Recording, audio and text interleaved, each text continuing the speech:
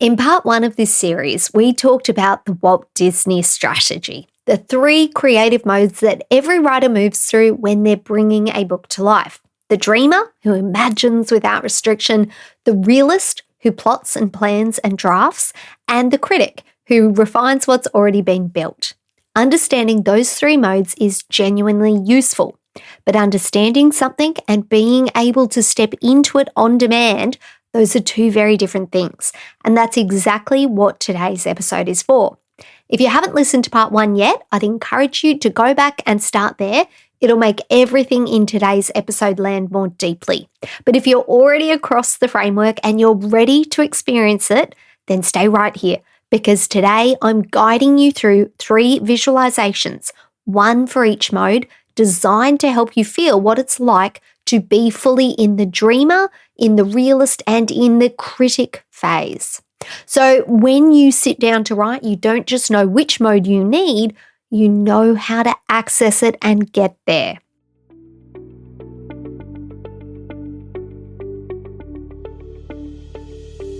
If you feel called to write a book, but writer's block, procrastination, and self-doubt keep pulling you from the page, you're not alone, and you're not meant to stay stuck.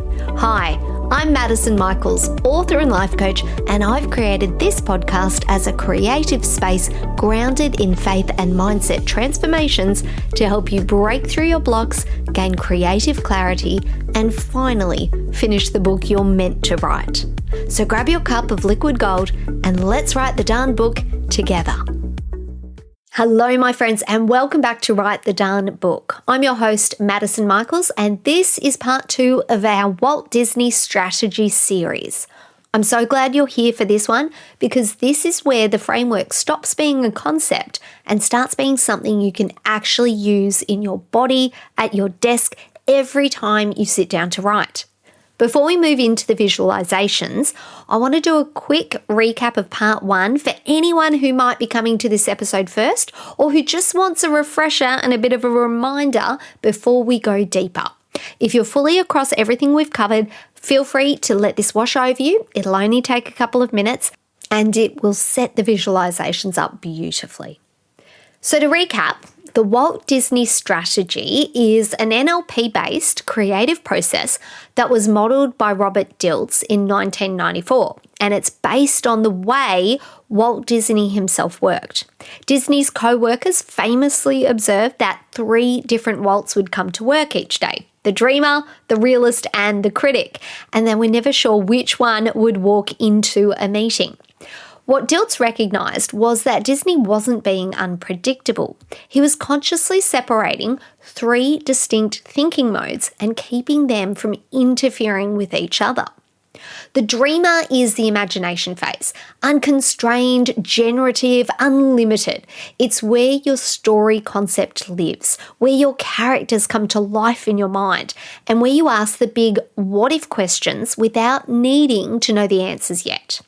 Nothing is judged in the dreamer phase. Nothing is too much. The dreamer just imagines. The realist is where the dream becomes real. It's the plotting and planning phase, working out what actually happens, in what order and why, and then the drafting of the manuscript itself. The first draft is realist work in action. It's the sustained, practical act of turning imagination into pages. The realist doesn't judge whether the idea is good enough. The realist just builds. The critic, on the other hand, is the refinement phase, and it belongs third always. The critic's job is to examine what the dreamer and the realist have built and ask what's working, what isn't, what would make this stronger. The critic, used well, is constructive, focused, and enormously useful. The critic used at the wrong time, though, interrupting the dreamer or the realist before they've done their work, is the thing that stops more books from being written than almost anything else. The sequence is always dreamer first, realist second, critic third. And the most common breakdown is the writer who skips the realist entirely, who goes from dreaming up a concept straight to criticizing it without ever giving the idea a plot, a plan, or a single page of a first draft. The critic ends up judging a concept rather than a book, and concepts rarely survive that. That's the framework. And now let's get into bringing the concept into practical use so that you can help to access each mode when you need it. We're going to move into the visualizations now. And I want you to think of this as a guided creative practice that you can return to whenever you need to reconnect with the part of you that your book needs the most. And just before we begin, I want to say something really important. The word visualization can sometimes make people think that they have to clearly see pictures in their mind, but that's only one way of experiencing this. Some of you might see images clearly, but others, for you might feel it in your body. Some might even hear the words or the sounds or inner guidance, and some of you might simply sense or know what's there. And all of that is absolutely okay. There's no right way to do this. Just allow yourself to access the guidance in whatever way feels natural for you. We're going to move through the 3 creative modes together. First the dreamer, then the realist, and then the critic. But before we do step into these spaces, I'm going to guide you to create a waiting room inside your mind, a kind of creative waiting space, a calm, central place where all 3 parts of your writing mind are available to you. And from that waiting room, you'll notice 3 doors. 1 door will lead to your dreamer, 1 door will lead to your realist, and 1 door will lead to your critic. Now, some of you might see this waiting room really clearly, almost like a movie in your mind. Some of you might sense it more than actually see it, and some of you might simply feel it in your body, the idea of it. And all of that is perfect. You don't need to visualize in a particular way. Just allow your mind to create, sense, or feel this space in whatever way feels natural for you. This waiting room becomes your creative center point, the place that you begin, the place you return to, and the place where you get to choose which part of your writing mind you're going to access next. Now, if you're driving or walking somewhere busy or doing anything that needs your attention, this is a fantastic section to come back to later when you can actually be still and present with it. For those of you who are ready now and are in a safe space, let's begin. I want you to start by letting yourself get comfortable and begin by letting your body settle. Let your feet rest against the floor. Let your shoulders soften. Let your jaw loosen. Take a slow breath in through your nose and let it out gently. And again, breathe in and breathe out. Let the world outside soften just a little around the edges. There's nothing you need to force here. Nothing you need to get right. Just let yourself be guided. And now, in your mind, imagine yourself arriving in a quiet waiting room. It's a calm and peaceful space inside you. It might look like a beautiful sitting room, a small library, a peaceful hallway, or a warm room with light and colour. It might look completely different. Let your mind create the space in a way that feels right for you. This is your inner waiting room, your creative centre point. And as you look around this waiting room, you notice 3 doors. One door leads to your dreamer, one door leads to your realist, and one door leads to your critic. You don't need to open them all at once. You simply need to know they are there. And when you're ready, turn towards the first door, the dreamer door. Put your hands on the handle and gently open the door. As you open the dreamer door, imagine stepping into the space where your imagination is allowed to be free.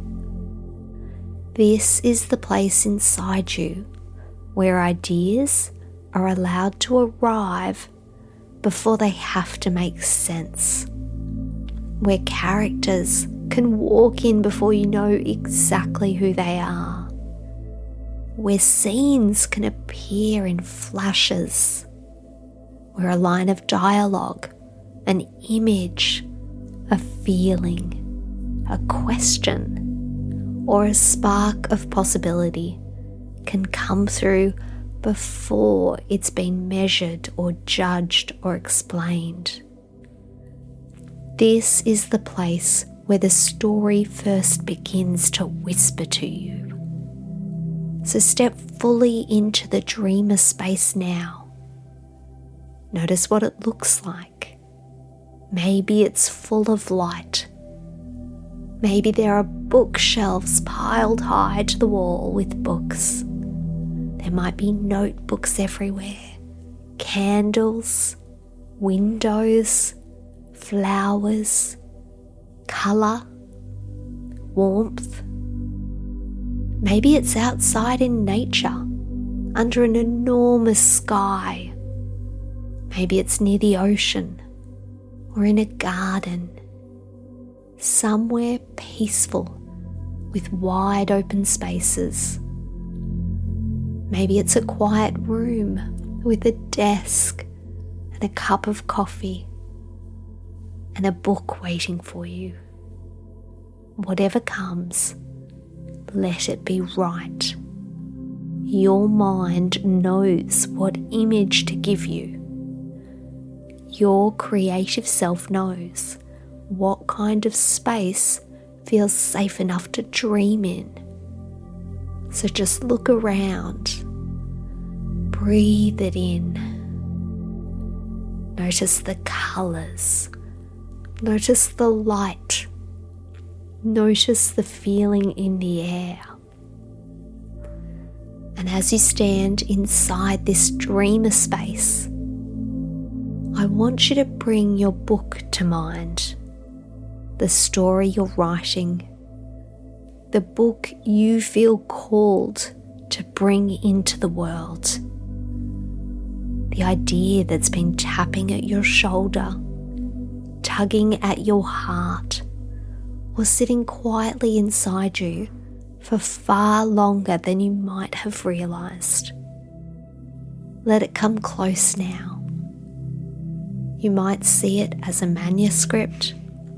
You might see a character. You might see one scene. You might see the finished book in your hands. You might simply feel the energy of it. However it comes, let that be enough. And from this dreamer space, gently ask, what could this book become? What stories or characters want to come through me and onto the page? What does this story want to show me? And then just listen. Let images rise. Let possibilities open up in your mind. Let your characters move. And let your imagination stretch further than your logical mind usually allows. Perhaps a scene appears that you weren't expecting. Perhaps a character says something. Perhaps you see an ending, or an opening, or a moment in the middle that suddenly feels full of life and energy. Perhaps you simply sense the emotional heartbeat of your book. That's enough. You're not here to plan yet. You're not here to make it neat. And you're not here to decide whether it will work. You're here to receive, to imagine, to allow, to be the vessel for your story. So let the story come to you now. Let it move close enough for you to feel it. Let yourself feel what it would like to be writing from this place, where the words flow through you and onto the page. Spend a moment here with your book, just you and the story. No pressure, no performance, just connection.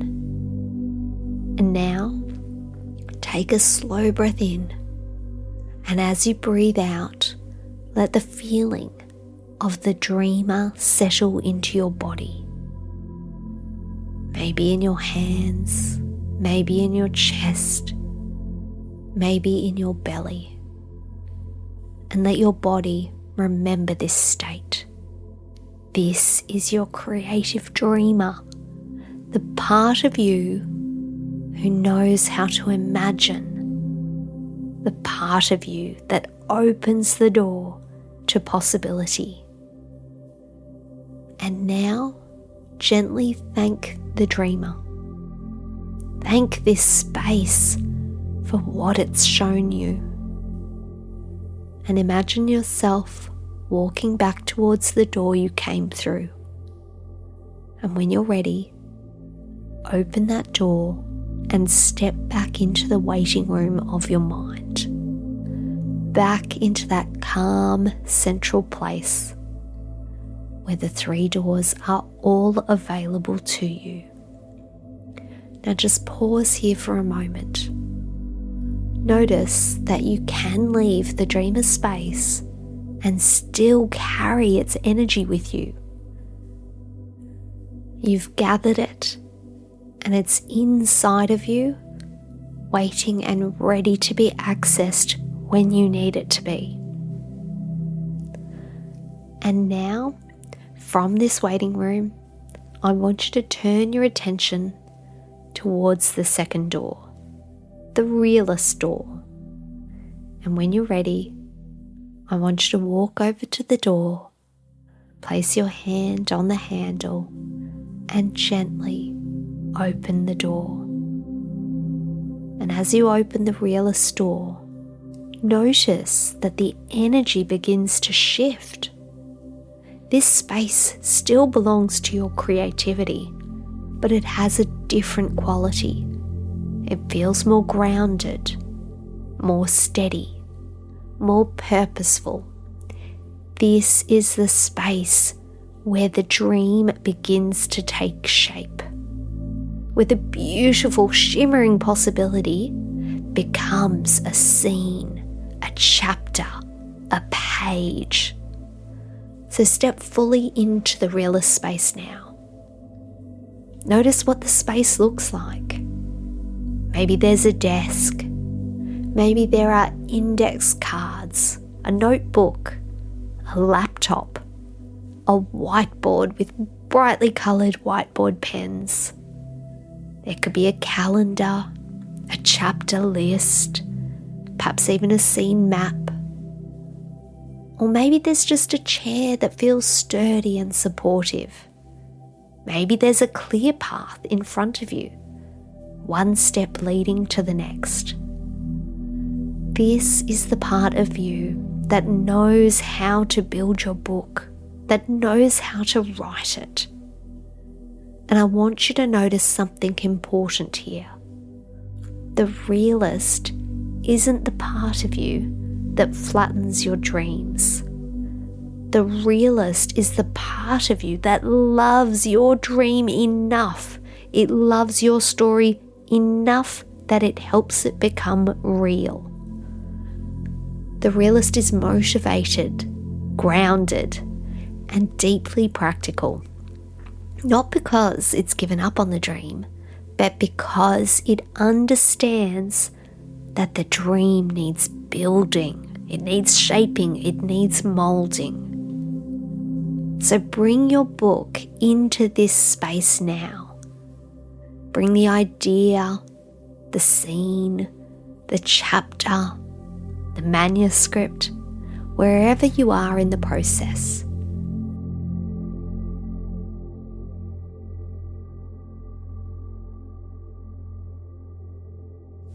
And instead of asking, what could this be?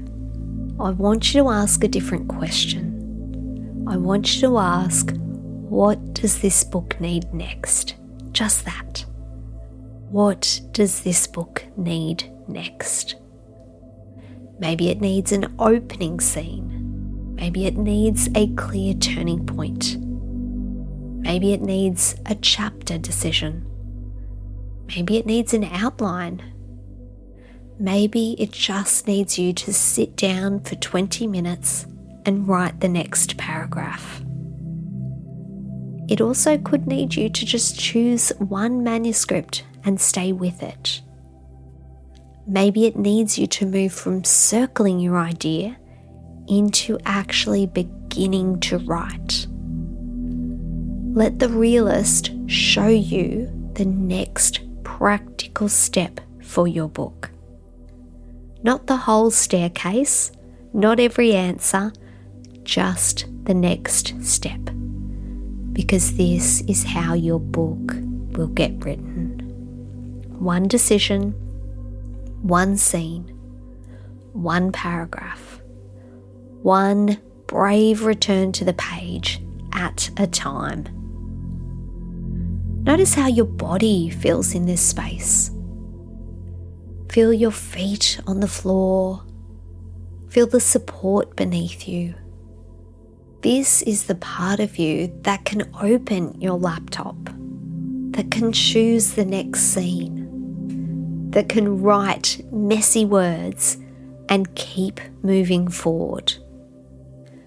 This is the part of you that understands something so important. The book becomes real through action. Gentle action, consistent action, and aligned action. So let your realist give you one clear next step now. Something simple, something doable, something you can take back to your writing. Maybe it's a sentence, or a scene, or a decision. Maybe it's a time that you will sit down and write. Let it come to you. And when it does, imagine placing that next step in front of you, like a small light on the path. You know where to go next. You have enough to begin. Take a slow breath in, and as you breathe out, let the groundedness of the realist settle into your body. Let it settle into your hands, your feet, your breath, your writing self. This is your realist. This is the part of you that builds the bridge between the dream and the finished book. And now, gently thank the realist. Thank this space for the clarity it's given you. Thank it for the next step. And imagine yourself walking back toward the door that you came through. And when you're ready, open that door and step back into the waiting room of your mind, back into that calm central space the place where those 3 doors are still there. And I want you to pause here for a moment.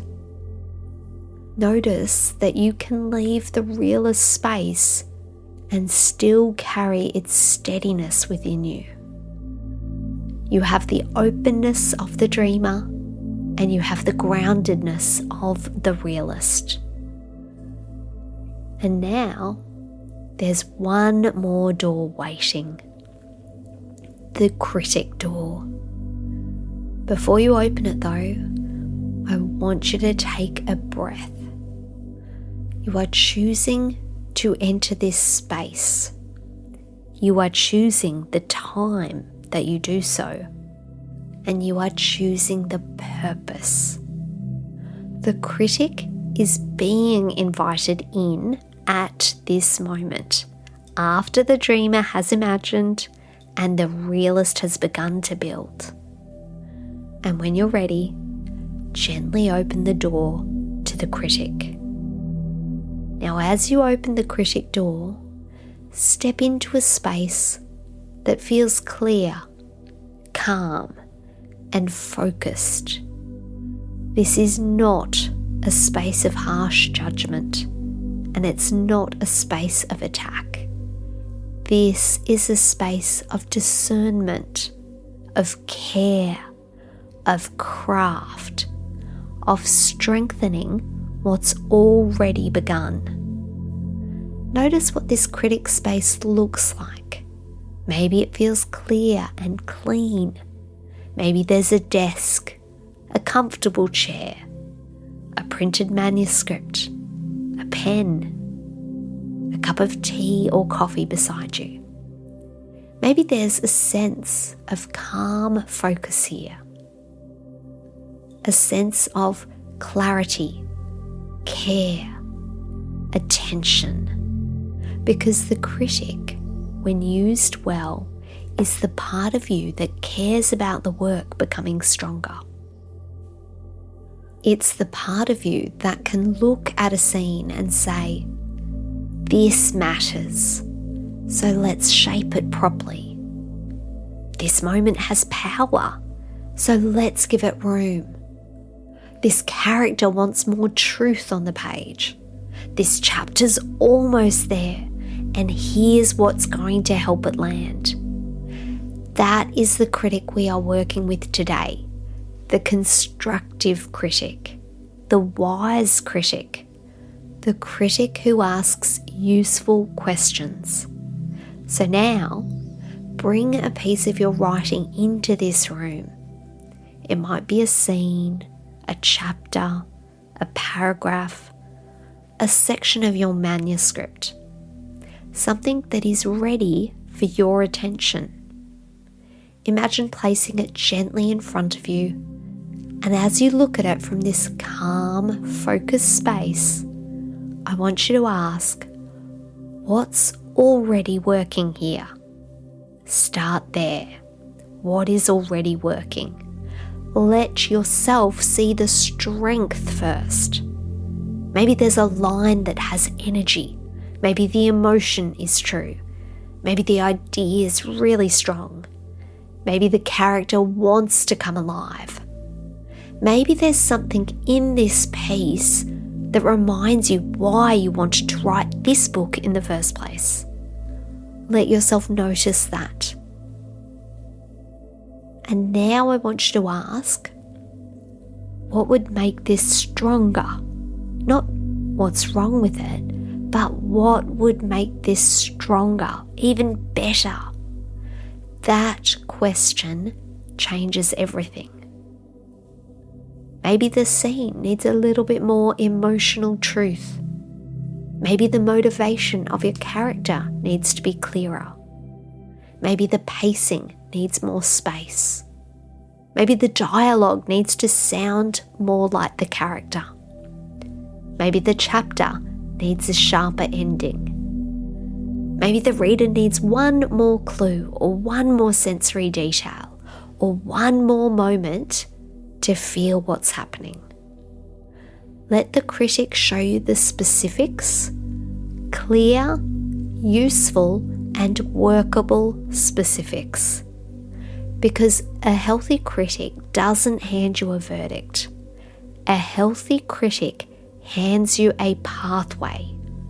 It says, here is where the work wants to be strengthened. Here's what the story needs next. Here is how you can serve the book more fully. And notice how different that feels from the harsh inner voice that sometimes arrives too early. The harsh voice speaks in sweeping statements, but the wise critic speaks in useful questions. The harsh voice shuts down the page. The wise critic helps the page become stronger. That harsh voice that makes the writing about your worth, but the wise critic keeps the focus where it belongs, on the work itself. So let yourself sit for a moment with this wise version of the critic. Clear, calm, constructive, on your side. And let your body learn what this kind of discernment and support feels like. It's not fear or judgment, but it is about care and the craft of writing. And when you're ready, take one more slow breath in, and as you breathe out, let this calm clarity settle in your body. This is your critic. This is the part of you that refines. This is the part of you that helps your book become stronger after the dreamer has imagined and the realist has built. And now, gently thank the critic. Thank this space for its clarity. Thank it for its care. And thank it for showing you that discernment can be supportive, focused, and useful. And imagine yourself walking back towards the door that you came through. And when you're ready, open that door and step back into the waiting room of your mind, back into that calm central space, back into the room with the 3 doors. And just pause here for a moment. Notice what it feels like to be back in this waiting room right now. You've visited all 3 spaces. You've felt the openness of the dreamer. You've felt the groundedness of the realist. You've felt the clear, constructive focus of the critic. And all 3 of them are available to you. You don't need them all speaking at once. You simply need to know which door to open. So before your next writing session, you might come back to this waiting room in your mind and ask yourself, which part of me does my book need today? Does it need the dreamer? Does it need the realist? Or does it need the critic? And then you can choose the door. You can choose the mode, and you can choose how you show up to the page. Because this is how we begin to write with more self-trust. This is how we protect the fragile beginning of an idea. And this is how we build the book one piece at a time. And that's how we invite refinement in when the work is ready to be strengthened. Now gently let the 3 doors soften in your mind. Let the waiting room begin to fade. And slowly bring your awareness back to the room you're actually in. Notice the surface beneath you. Notice the air around you. Notice any sounds in your space. Now take a slow breath in and let it out. And when you're ready, gently open your eyes. Welcome back. Now I'd like you to just take a moment to notice how you feel. You have all three of these modes inside you. The dreamer who imagines, the realist who builds, and the critic who strengthens. And the gift is learning to use them in the right order. The dreamer opens the door, the realist builds the bridge, and the critic strengthens the path. And you, as the writer, get to choose which doorway you walk through. And that, my friends, is the Walt Disney strategy in practice, not just as an idea.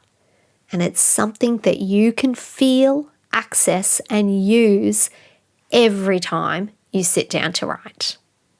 All right, my friends, before I let you go today, I just want to share that I am still running a special introductory price on my new blueprint sessions, where you can come and book in a one-on-one 60-minute Zoom call with me, where we look at your writing personality and how you show up in your writing process, what might be creating resistance for you, and what practical tools specific for you are going to help you move forward with clarity, confidence, and momentum. These sessions are for the writer who knows that there's something deeper going on than simply needing more discipline or more craft. So keep that in mind, because sometimes generic writing advice that you've tried to follow might not have fit how you are naturally wired to write. And that is exactly what we're going to unpack inside a blueprint session. We look at your patterns, we look at your strengths, we look at where your resistance tends to show up, and then we turn that insight into practical, personalized writing toolkit that you can actually use whenever you sit down to the page. So if you'd love to understand how you are uniquely wired to write, and you'd like support to create a writing process that works with you rather than against you, head to maddisonmichaels.com/blueprint for all the details. I would honestly love to support you inside one of these sessions. Okay, that is us for today. Remember though, Walt Disney didn't build one of the most imaginative, creative empires in history by letting his best ideas die at the table before they'd had a chance to breathe and live. He built it by learning, consciously or instinctively, to protect each mode of thinking until it's done its work. The dreamer had space to dream, the realist had space to plot and plan and draft, and the critic had space to refine. You have exactly the same three capabilities inside of you. You always have. The strategy is simply about learning to use them in the right order, to give your ideas room before asking them to prove themselves, and to give your realist enough space to build, and to then invite your critic in when the work is ready to be strengthened. So give your dreamer the room it deserves, trust your realist to build the bridge, and when the work is ready, that's when you invite your critic in, knowing it's there to strengthen what you've built, not to tear it down. And remember, my friends, you are the vessel for your story. So let the words flow through you and onto the page. Until the next episode, take care and let's write the darn book together. My friend, I hope today's episode gave you exactly what you needed for your writing journey. And if it did, would you take 30 seconds to share it with another writer who's struggling to start or finish their book? And if you're loving the show, I'd be so grateful if you left a quick review. It means the world to me and truly makes my day to know that this podcast is helping you. And as you head back into your week, I hope you feel more supported and connected to your creativity. And remember, you're a vessel for the story. So let the words flow through you and onto the page. All right, I'm off to refill my cup of liquid gold and go and do a little writing of my own. Take care, and I'll meet you back here in the next episode of Write the Darn Book.